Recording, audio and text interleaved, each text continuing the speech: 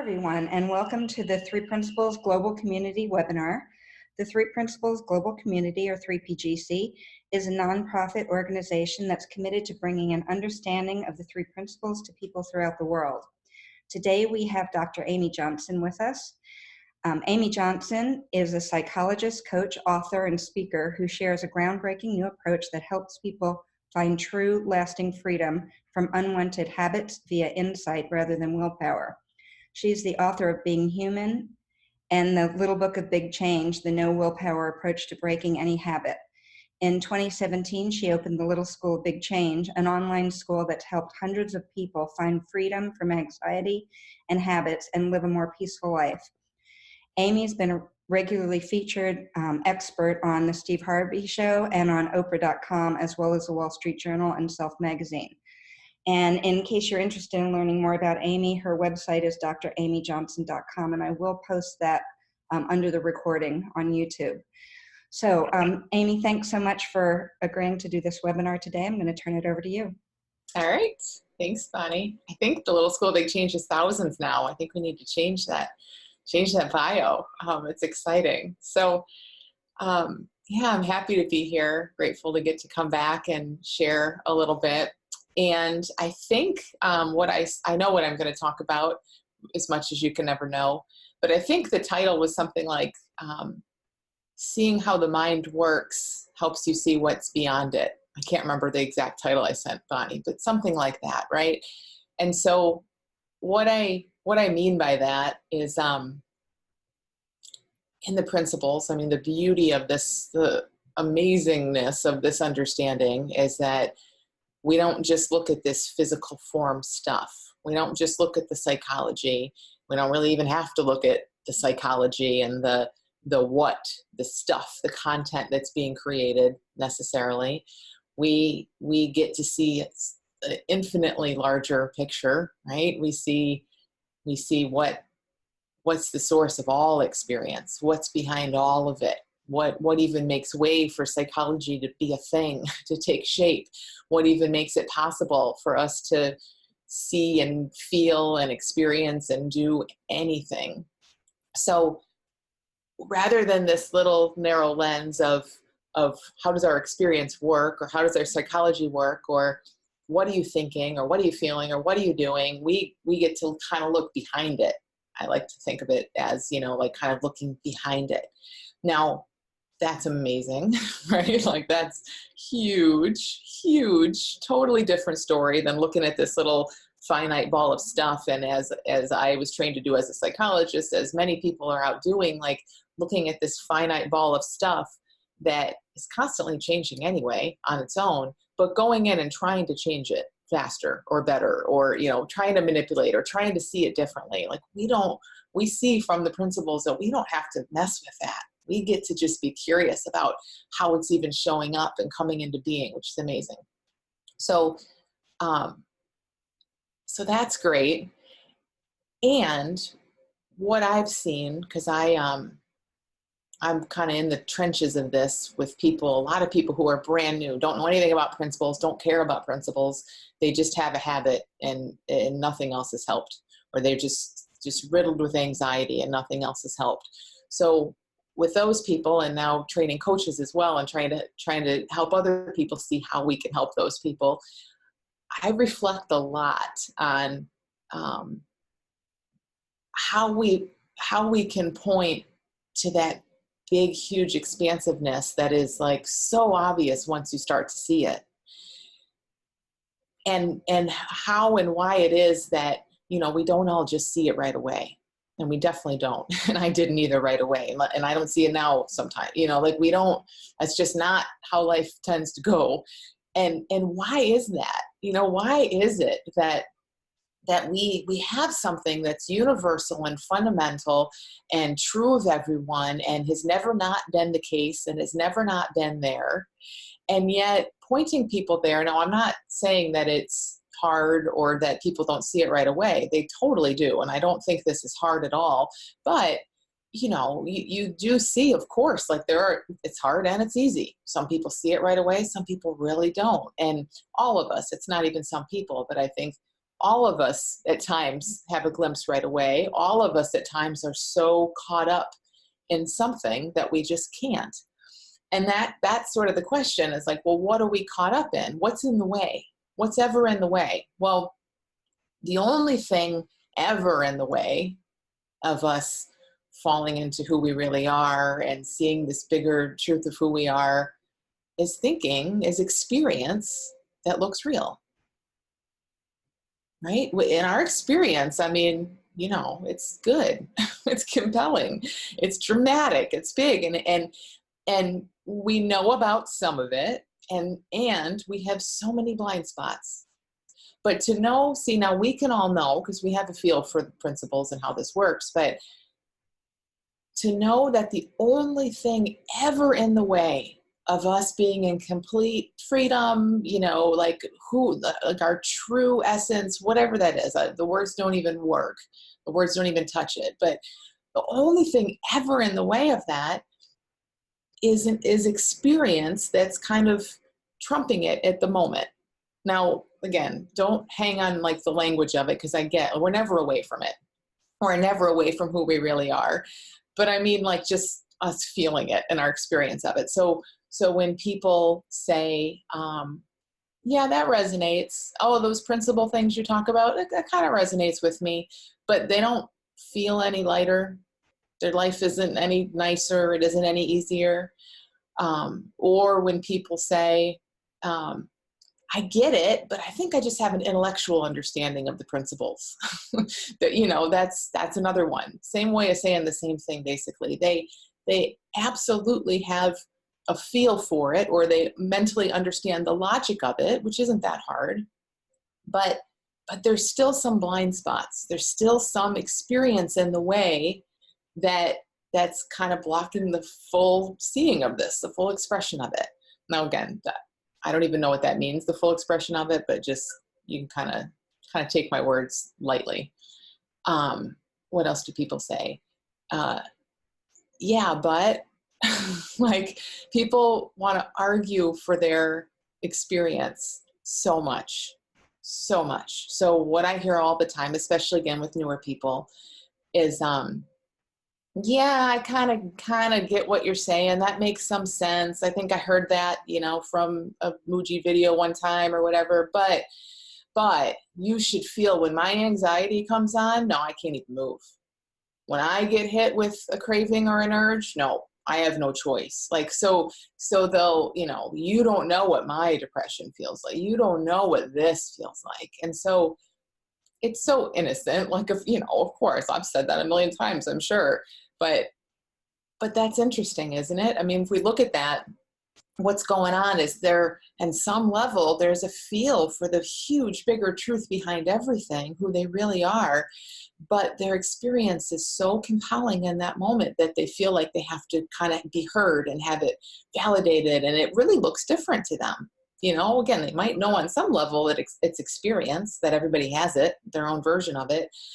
But they're really kind of in it. They're like, just close up in it. And so it's just always such a fascinating question for me. And like I said, something I really probably think way too much about, but think about, and in my better moments, just kind of sit with and reflect on, like, wow, how do we help someone see that, yes, there's this experience stuff and it's beautiful and wonderful, and let's shift away to what's behind it. So what I've seen is sometimes helping people see more about the nature of their experience. And I don't mean that it's thought brought to life by consciousness. I mean, kind of getting a little bit more into the form of it. And when they say, oh, but this happens. Oh, but my mind says this. You don't understand how persuasive my mind can be. I've had this thought my whole life, that kind of stuff. Helping people see in a basic way, yeah, that's what brains do, and that's what minds do. That's how minds work. That's what a brain would do. Helping them see that tends to put them at ease a lot, and opens it up for them to kind of have this whole mental, psychological thing going on, but they're not like this with it. They're kind of like, okay, that's over here. Now let me listen to what you're saying. Let me feel into what you're saying in the big picture. So one caveat, one thing, like as I'm talking, I might talk about mind and brain like as if they're the same thing. I get that one is a physical organ in a jar and one is not a physical organ in a jar. I know they're not really the same, but just for the sake of this conversation, they're essentially the same. And so I have a few things I want to share about things that I've seen people start to see about how their brain works, how our mind works, that has really helped them relax and be able to hear the principles more. And before I say that, let me tell you a little bit maybe about how this was for me, maybe why I care about this. And some of you have probably heard this story, but back in like 2010, 11, I was struggling with it, bulimia, binge eating, and I came across a book called Brain Over Binge. And now this is not a 3 principles book. It's 100% just about the brain. And essentially what I heard in this book is you know, pretty basic, but pretty great explanation of how we have this, in this case, it was a binge eating habit, how this binge eating habit is in the brain. So it's like your brain doesn't feel good. Your brain, you know, usually because you've been dieting or not giving it food, your brain kind of starts to say, just for your survival, your brain says, hey, you better eat. Because you haven't been eating, because you've been starving it, it feels really, really good when you finally eat. I'm obviously giving you just the nutshell version. Your brain says, woohoo, she feels good again. Let's do more of that. And so it just keeps going and keeps going. And then us, because we don't understand, we think, oh my gosh, I have a disease. I have a disorder. What's wrong with me? Go away. Can't think that. Go away, thought. Can't feel that. And that, all that does neurologically is just fuel it more. Teaches the brain that, you know, okay, this must be important. Look at all the attention she's given to it. Wow, look at how excited she gets when this thought comes up. And so it just becomes this thing that makes perfect sense, made perfect sense to me when I heard it in those brain terms, and completely like changed a lot.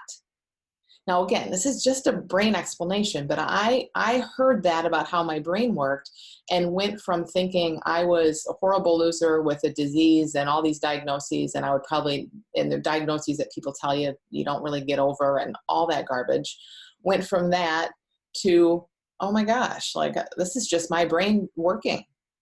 This is a healthy brain doing what I've innocently, in my misunderstanding of it, conditioned it to do. And I clearly saw a way out. And it was the beginning of the end in a lot of ways for my habit. Now, at the same time, or right around, I don't remember exactly, but right around that same time is when I was learning about the principles for the first time. And that was amazing. It was together, like seeing how my brain worked again, it quieted it down for me. I had an insight. Now, I didn't know that at the time. I didn't walk around saying that, but I saw what she was saying about the brain insightfully. And it wasn't just the knowledge. It wasn't anything about the content alone. It was that it truly opened up something for me. And I had a huge insight. Now, I didn't know anything about who I was beyond my brain or any of that really yet. I didn't have a feel for that. But I did have a deeper feel that I wasn't my brain and that I was okay and I was healthy and all of that. And then again, like I said, at the same time, or roughly the same time, I was diving into everything I could find around the principles, which was surprisingly not much in 2010. Took it all in, literally, probably all of it, because again, there wasn't much. And taken together, it was incredible, because now I got how this was, and my brain wasn't my enemy, and I was seeing so much bigger beyond that. And so I'm not saying that we have to do that. You know I work with thousands of people and talk with them about the principles, and some people don't need that at all. But I do think it's, in some cases, really helpful. And again, mostly because it can just give us a sense of ease around our experience so that we don't have to hold on to it and argue for it. We don't have to say, oh, but let me tell you how bad my urge was last night. It's like, oh yeah, I have a brain that works. It did what I innocently taught it to do. and it's going to change, and we can have a different conversation. So that's kind of, I think, why I have kind of a love for still looking at some of these pieces. So how this might look, like some of the things that I talk with people about, just again to show them how our mind and brain work, that really make them more able to hear something beyond that. One, it kind of starts, I think, with just seeing, and I know we all know this on some level, but really getting reacquainted with the fact that our brain is just a machine. Sometimes I call it an appliance. I think I heard that from someone else. Can't remember if I made that up or not, but I love thinking of it as an appliance. It's like your blender, it's like your refrigerator. I mean, it's a really good machine. It's pretty smart, all that, but it's a machine. So it works by rules. It's just mechanical in that way. And its entire purpose is to keep us alive. Your brain loves you very much. It's not your enemy. It's not working against you. And it's so about your survival, and it's so about keeping you alive efficiently, that it really is all about routine and habit, as we know, right? So everything is routine and habit. Again, that's efficient, and that's because for it to beat your heart and breathe your lungs from the moment your body's born to the moment your body dies, it can't take a break. Like it has to keep going. There's no breaks in this. So it's all about just routine, habit. And I know we all know that, but I think sometimes we miss that, and we're like, well, I'm wise and I'm okay. I can take care of myself, so why do you have to give me that brain? And why do you give me this brain? And poor brain's just like, hey, I'm just trying to do my job the best I can. I'm not that wise. I'm not as wise as you. I'm just this really smart machine. So what kind of seeing that opens up in terms of our experience, or what it kind of leads to in terms of our experience, one is that obviously our experience is very repetitive, very habitual. The thoughts we have, the content of it now, like the stories we tell, the explanations we give, the meaning we give to stuff, incredibly habitual and repetitive and conditioned for good reason. That's just the machine that it's filtered through. The machine that's doing it has to be that way. That's how that machine works. And again, like we all know this, but I can't tell you how often I've thought and hear people every day say, I've been having this thought since I was 3 years old. You can't tell me a thought I've been having since I was 3 years old isn't something I should pay attention to, isn't something I should act on. It doesn't mean anything. And I can, because if we see like, hey, that's just how it works. That's how a brain works, and that's what a mind does. And again, it's not a huge stretch usually for people to get that. But it is so funny. It's so interesting, because it's like, me too. Like we on some level just get so caught up in what's here all the time in our experience that we're just sort of blind to it. It's really a blind spot. But when you kind of make that blind spot visible for people and say, oh, you think that because this keeps showing up, that means something. No, that happens in every human brain on earth. It's amazing the insight that comes from that. Now they can relax.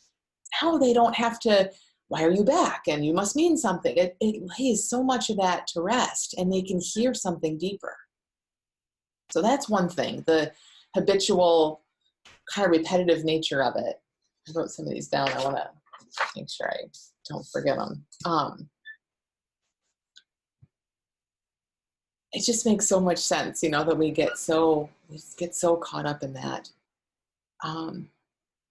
The other is kind of how, and this is all from the principles for me, where my freedom around this came from, is kind of the emotion and the urgency and the feeling around stuff. So in a very similar way to the repetitive thing, this is how they argue for their experience. But it feels like life or death, but it feels like so urgent, but I'm completely overtaken by, or paralyzed by, or taken out by, or controlled by some feeling. Yes. Yes, that's how we work. That's how we work. Just that. Because what they're used to hearing is, oh, I know, but if you surf that urge, you'll be okay. Or if you just sit there, it'll move through you. And I'm not saying I don't sometimes talk about some of that stuff. I don't talk about urge surfing, but talk about how feeling moves through us. But it's hugely different and so helpful to be able to look at someone and say, yeah, because you're a human being, what you're describing to me, I hear you, because that is how a healthy, normal brain works. That is what a mind does. All of them, almost 8 billion of them. That's what it does. It just takes so much off your plate. Now it's not about you. Now it's not a problem you have to fix. Now you're not wrong for not being able to handle it better. You just see it in a totally different way. And again, the real transformation in seeing the emotion piece of this is like, that might be the first step with someone is, yeah, that's what happens. And then when they really start to see what's beyond it, you get to give them the really good news, which is, that's a beautiful thing. That emotion and that restriction and all that stuff that comes up in you, thank God you have it. You are so lucky, because that is showing you that you can take a deep breath and relax. It's showing you that everything right now is just a little jumbled up. You're in your concepts, you're hanging on to stuff, you're feeling some way that's not real. And when that, I wouldn't even say you can let go, but like when that lets go, and it will, because that's also how minds work. They let stuff go. When that lets you go, you're going to feel totally different. You're going to see things differently. So that's awesome.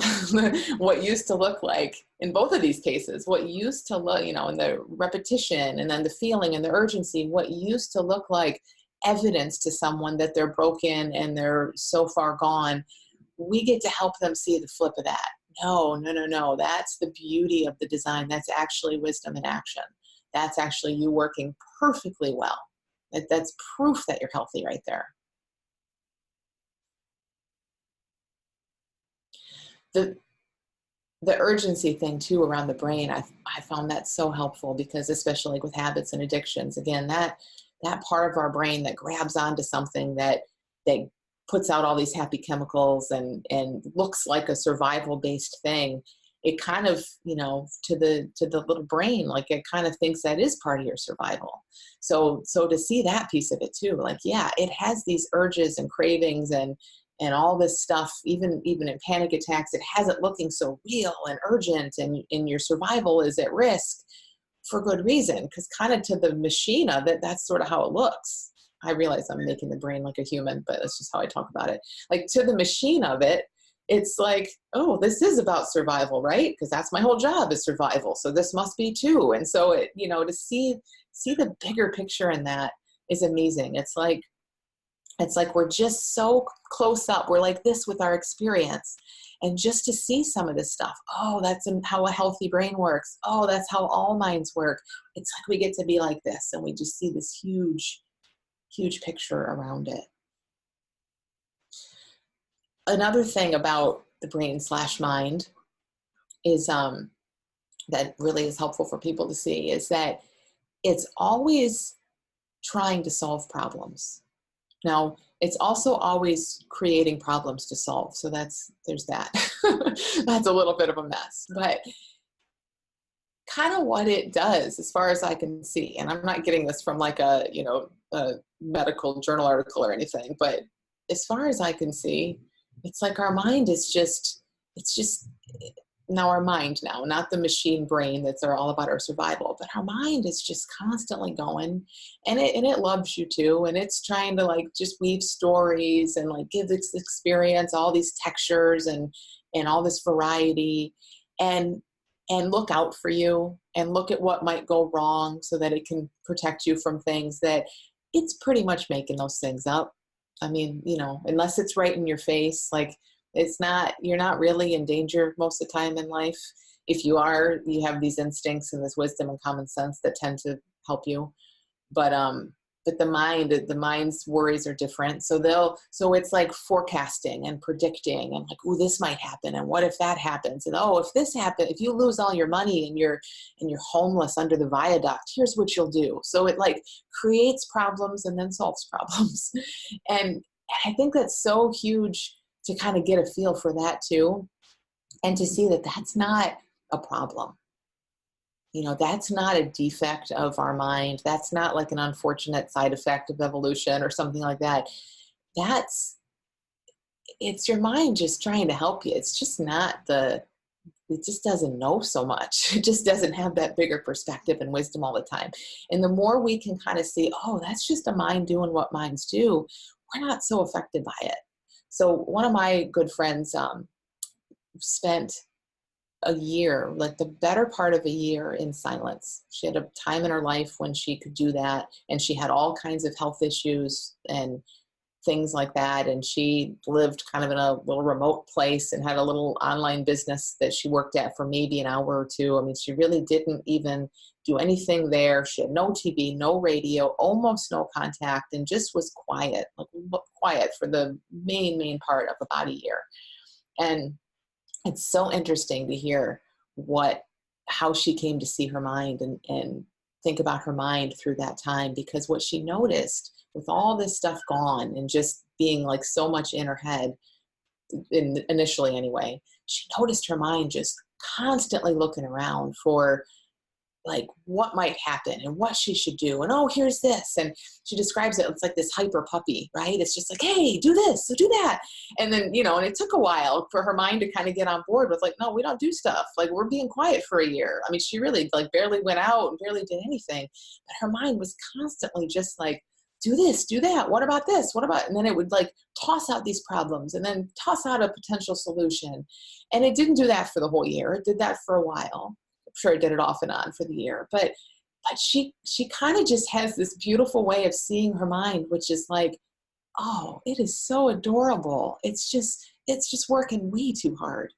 I love it. It's cute. It's not so smart about some things, but it's just overworking. It doesn't, she like, it's, every time I talk to her about it, I get this sense of just wanting to pat my mind on the head and be like, you're okay. You're okay. You don't have to work so hard. And I love that sense of it. And if we can kind of get a feel for our minds, that is what every human mind does. It narrates life when life doesn't need to be narrated. We are lived, and when we have so much just moving through us, so much just life just pours through us, and we know things that we need to know. And independent of that, our mind sits over here and narrates the whole thing. And when we can get a feel for that and see, oh, that's just the narrator, and we know what's what, oh my God. I mean, totally different, because your mind is never going to stop narrating. Hers hasn't. But that gets to be like your buddy. It gets to be this cute thing that you just kind of roll your eyes at every once in a while. And that completely changes it. Completely. And really quiets it, so that, again, you get the opportunity to see so much of kind of what's there beyond it. I think, oh, yeah, the other big thing, one more thing on that, of the mind kind of tossing out these problems and then trying to solve them, is that your mind, like, I think we can all sort of see, again, by knowing something about the principles, that clarity comes from this place beyond our little minds, right? Your brain is great. It's a great servant. It's a horrible master. Mind is, full of ideas. That's all little mind. Full of ideas, great. But it's when we touch big mind that we really get clarity, and we get brand new thought and brand new ideas, brand new solutions to anything we need, anything. And people say, then why is my mind constantly trying to fix everything? Then why do I have this constant narrative about how I'm supposed to do it and what I should do and which choice do I make and all that? And again, that's just kind of what this is speaking to. If you can see that, yeah, that's what a mind is going to do, but it doesn't matter. That doesn't mean anything. All that means is you're a human being and your brain works. And we can know, because we've glimpsed what's beyond that real clarity comes from beyond that. So then you just get to have both, and it's not a conflict. It's like little minds over here trying to solve all the problems. It reminds me of, I've heard someone use this metaphor of like baking with small children, which is a nightmare. But they think they're doing so much, like they think like they have such a role in it. And you're just trying to keep the flour off the floor, but you're letting them, get on with the illusion that they have a pivotal role here. It's just kind of how our mind is. So, one more. I'm totally going to do the 40 minutes thing, Bonnie. I'm like right at 40 minutes too. I swear it's a thing. One last thing that I think is helpful to look at is just another way we get kind of sucked into the content and the experience is that our minds and only our minds are all about us. So like the more what our experience is, the more our experience looks like it's about you, separate little you, personal you, and your past and your future and all these details of you, such a dead giveaway that's okay. There's not a problem with that. That's exactly how minds talk. Mind, that's just exactly what they would do. But it's such a great thing to see. So because it like shows you, oh, okay, that's what's going on. I'm really in my experience, I and my and me and me and I and my and them and they, and it's all separate. As soon as you start feeling all that separation, as soon as your mind, this is another good one that wasn't on my list, as soon as your mind starts telling you there are two options. I love when someone says, so I have two options. You think maybe there's more than two? Whatever the issue is, I bet you there's more than two, but that's just what a mind likes. It's manageable, right? Like we can do black or we can do white. Like here's your two options. But it's so great to see that stuff and to know, yeah, that's what a mind does. It's all about A or B. It's all about linear, now or then. It's all about you. And all of that is just so nice to kind of explore to the point of just having a sense for it, because then again, you're not stuck and tangled in that quite so much. You get to open to what's beyond that.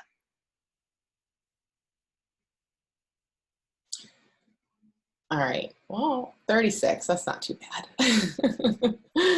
So let me open it to you guys and see what questions or just anything you want to chat about in this.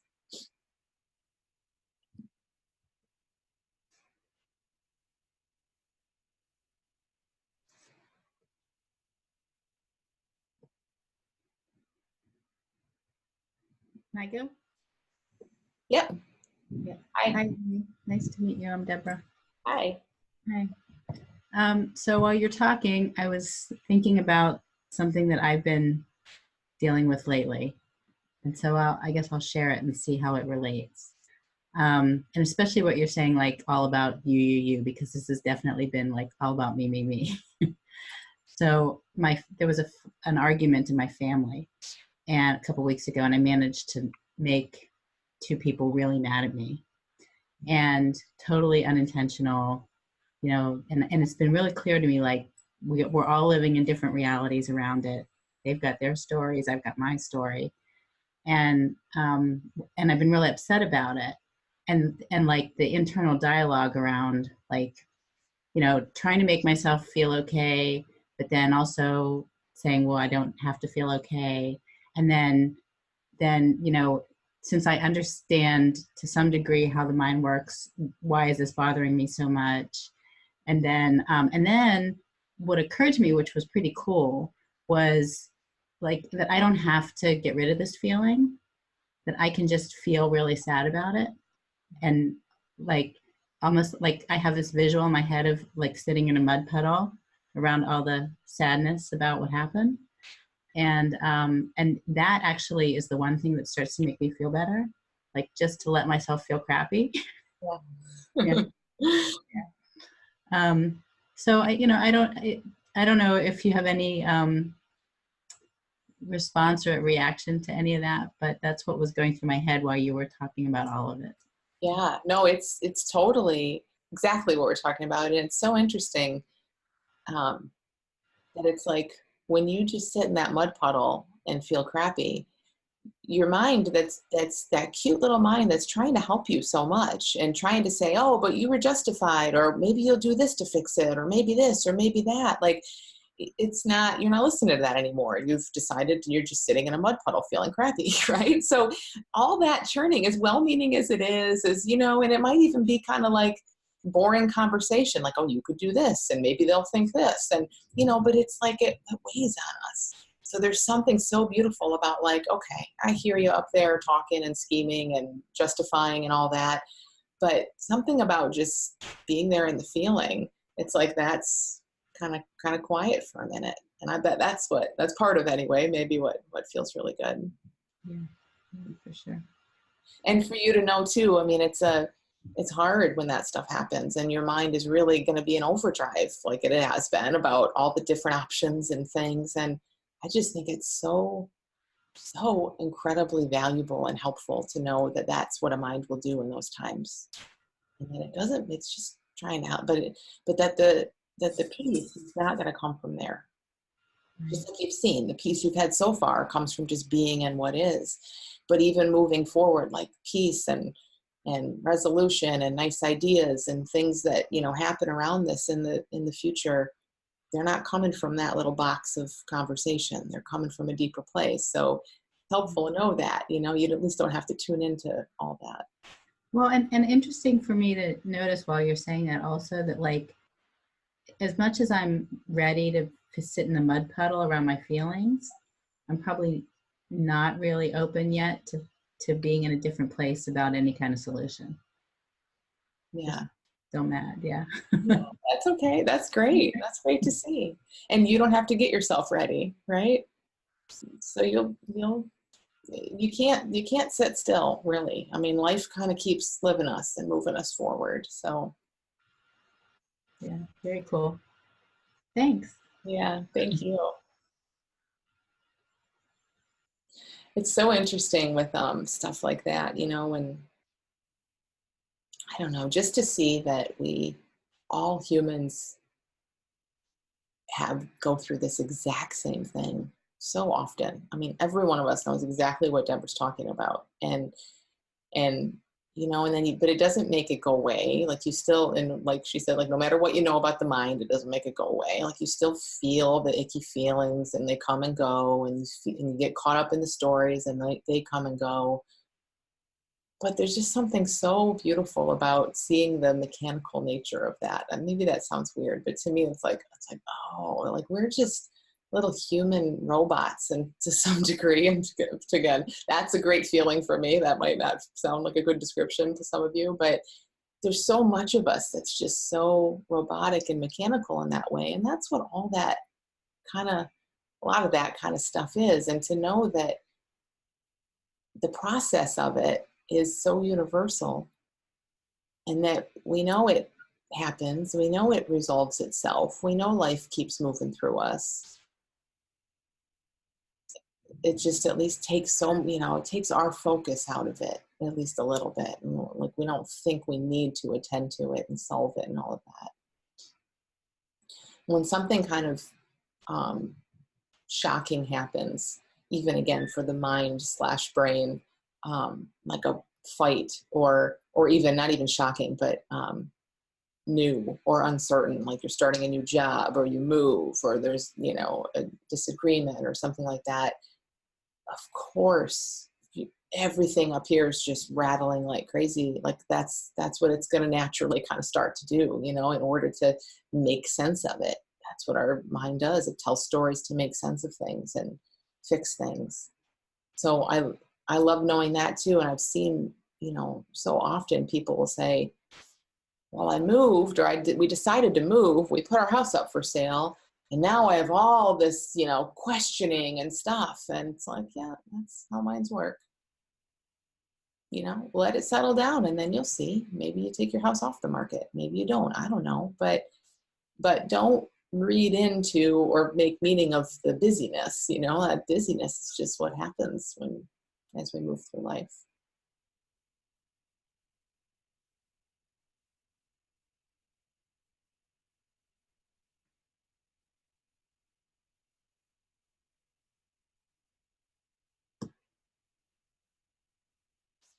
Man, am I unmuted? Oh, yes, you are now.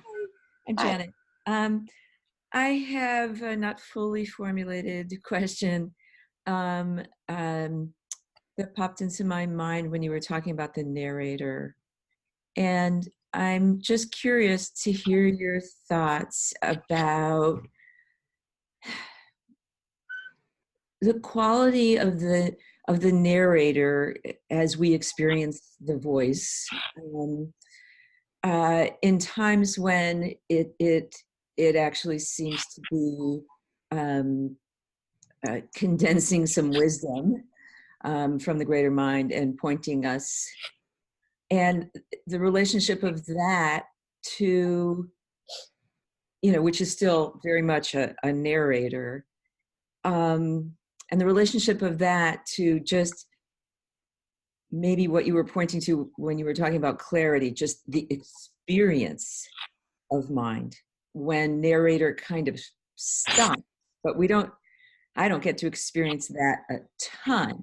So I guess my question is, how much attention do I pay to the narrator when it seems to be a wise narrator? I think as much as you pay, like, you will or you Until I get won't. distracted by something else. Yeah, pretty much. Like, you will or you won't. But I love what you're pointing to there. Like, what I'm hearing in that is that you see that piece that, to me, like, the narrator's never necessary. Because when it's the wise narrator, you feel and know and are living the wisdom. You're lived by and you're living the clarity and wisdom. So you might have some language around that pops into your head that's beautiful, and you probably want to pay attention to it. And so you probably will, but you don't have to, because you already know it. Yeah. I love Michael Singer has this. I've said this so many times, but this line, I think it's in The Untethered Soul, where he talks about when you go outside, and he's talking about the narrator in a similar way. And when you go outside and it's cold and you notice your body tense up and shiver, it's cold. And then it's like a second later, you hear your mind say, it's cold out here. It's to me, that's always just such a clear example of exactly, we know, but we just hear our mind, our mind just likes to talk about it. I think one of the reasons also I wanted to ask that question is some recent experience. This summer I spent some time with Barb Patterson, and she really just helped me focus more on just experience, and the expansiveness of that potential. Because I'm very much in my mind. We're all very much in our minds, but it helped me to have her keep pointing me back to it. Yeah, for sure. And that's all. Yeah, it's so helpful, because again, it's like we're kind of blind to it. Like, you knew on some level, we know because we don't feel great, and we know because life isn't working the way we think it should, and all that kind of stuff. But still, so much of it is just sort of blind. So to have someone there, or to just see it more yourself even now, that's the experience, not what's beyond the experience. Thanks. Yeah, thank you.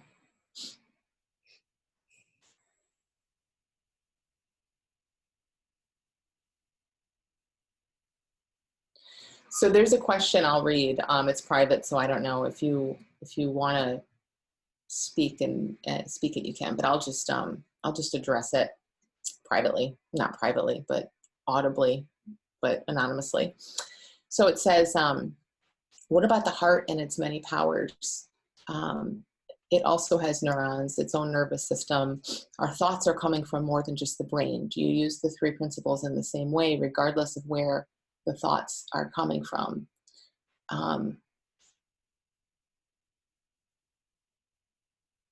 So I guess like the part I'm picking out here is our thoughts are coming from more than just the brain. Now, I don't know if this is right or not, but this is how it looks to me, is the thoughts don't come even from the brain. Thought is spiritual, formless energy, right? And it takes form and takes shape kind of maybe through the brain, maybe via the brain, I don't know. But there's some kind of relationship there. And I don't think I don't know that it's a stretch to say that maybe it does the same through the heart in some way. Again, I'm not talking about like the actual medical anatomy-ness of any of this, or any real science. It's just kind of getting a feel for it. So I think what's helpful is, again, kind of, for me anyway, it's been seeing that this amazing infinite energy that is just love takes form and shape, and as human beings, how that seems to happen is it kind of gets filtered by this brain, this machine in our heads. And so it's all the same thing. It's all the same love and the same formless energy at its essence. It always, even once it takes form, that's the essence of it. That's what it is, right? But for one person, your mind might, this thing happened, and so your conditioned thoughts tend to go that way. For this person, maybe this thing happened when you were little, and so your conditioned thoughts tend to go that way. Now, we're not locked into any of that. Never locked into it. But it's like, that's how the machinery sometimes filters this huge expansive energy in order to kind of turn it into form. I'm totally just kind of, don't take any of this as truth. It's just an illustration. And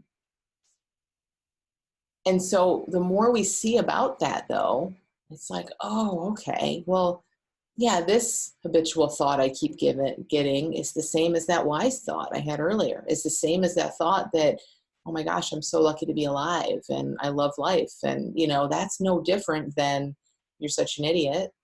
It's no different. The content's different. The energy that we feel and interpret and pick up and then think more about is going to feel different, but it's all the exact same. Thought is thought, no matter, and it isn't about the brain. It's just that it gets kind of shaped by the brain. But being able to see it in this bigger way, I don't know, it has this amazing way of helping people not care so much about the shape, because I guess we've just opened up and seen more of the essence. It's like, if it's all love in different disguises, why am I so hung up on the disguise? And if the disguise is always recycling and changing and isn't about me anyway, the way it appears to be, and it isn't anything I have to pay attention to, and it isn't wise and all that kind of stuff, then I'm even more free to not care about the disguise and the specific content. I can just keep being in the experience no matter what the experience is.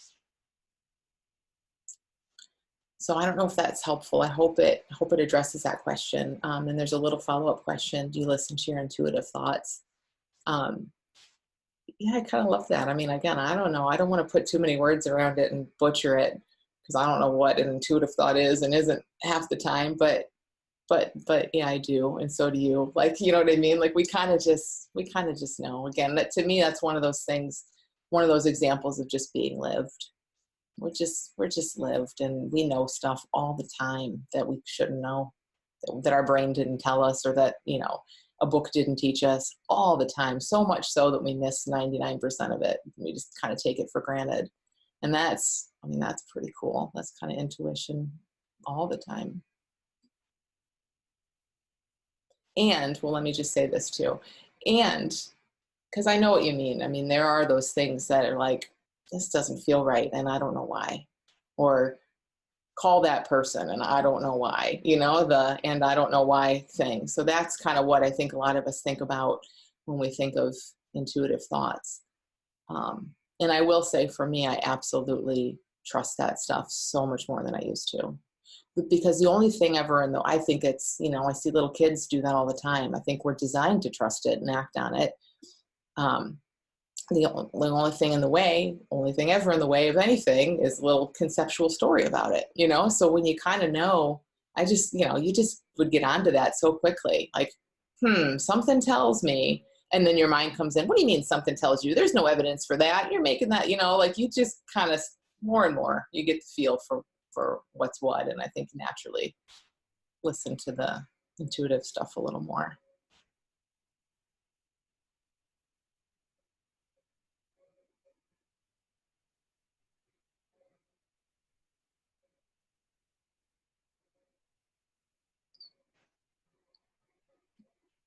Any other questions?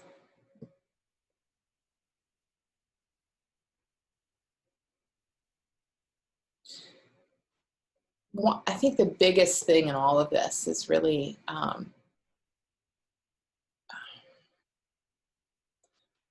when we can see that that's just what minds do, it just kind of, we can just kind of take it off the table. It's like, oh, if the other, 7.5 billion of you are going through that same thing, then what am I worried about? Like, we can just, it just kind of clears the deck a little bit. And I think that's in a nicer everyday sort of case, like, oh, that's just what a mind does. I don't have to worry about that. And in a more extreme, painful case, like me with my longtime habits and issues, people with addiction, all kinds of other things like that, I was sitting around saying, well, my mind is messed up. There's something wrong here. And to see that's not at all the case. Not at all the case. Not a chance, not a possibility of it being broken. In fact, it's evidence that your brain is working just fine. It's just that we misunderstand it. We just don't really see how minds work and how brains are working in that way. And when we do, it just brings such a sense of, like, you can just breathe a little easier. Like, okay, I'm okay. I'm still going to get tangled in the experience and all that, but I'm okay.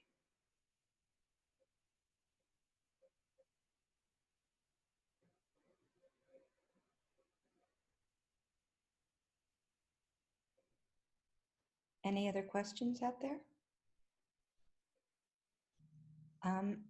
Just wondering, Amy, do you want to talk about the Little School of Big Change a little bit? Sure. So the Little School of Big Change is school. It's a 6-week program. Starts off as a 6-week course that I run twice a year. It's all online, and there's a whole curriculum to it that really, I designed it a couple years ago, the content of it a couple years ago, to really walk people through kind of what I'm saying here. This understanding, like, here's how your experience works. Here's how and why you get really caught up in your experience. But pretty quickly, as soon as people get a feel for that, we start to pivot to, okay, and here's why you don't have to worry about that anymore. Like, here's who you are beyond that experience. So it has students from all over the world, and people come in with habits and anxiety, but lots of people who just want to see more about the principles, or who just are feeling kind of stuck in any area of life and just want to explore this more.